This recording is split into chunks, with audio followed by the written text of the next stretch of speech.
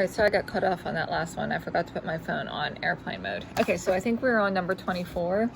So this one was just writing these as a square of a binomial. And these were super nice to factor because for this first one, C is 100, B is 20.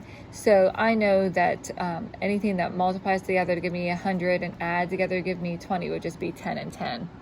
So I would have x plus 10, that quantity squared. 30, this one I thought was going to be tricky because of the fractions for you guys, but let's think about this. We have 1 over 144 and 1 over 6 as my b, so something that multiplies to give me this, adds together to give me this. Well, I know that the square root of 144 is 12, so 1/12 times 1/12 is going to be 144.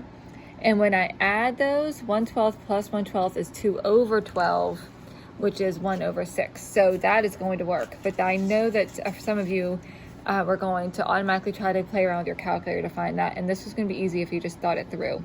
So this ends up just being x plus 1 over 12, that quantity squared. Make sure that you can recognize those. For 34, you had to find c.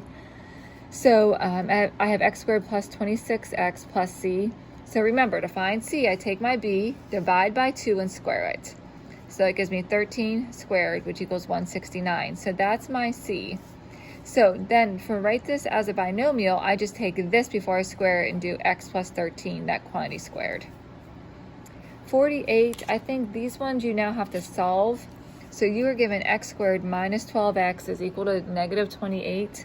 So I need to have a c that's going to multiply together to give me something that I would be able to get if I added them together, that perfect square trinomial. So I need to create that new c.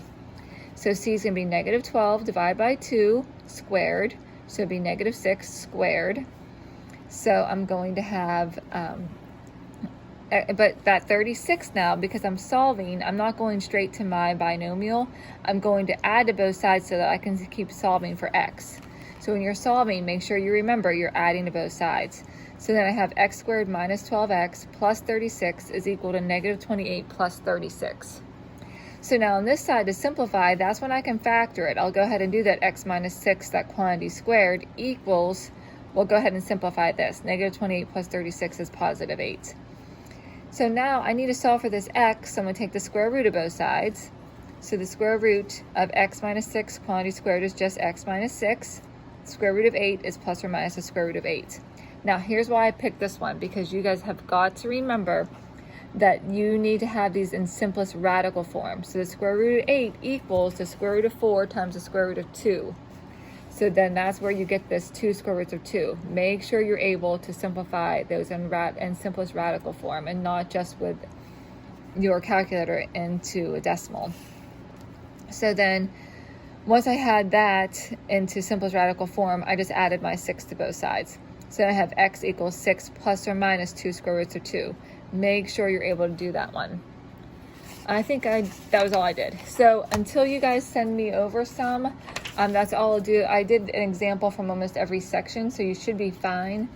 Let me know if you have any questions and I'll do those problems for you. Make sure you're keeping up with the packet work, and the study island is due tomorrow at the end of the day. So again, please let me know if you have any questions. I'll be happy to do any more of these problems, and just keep me posted. Thanks a lot, guys.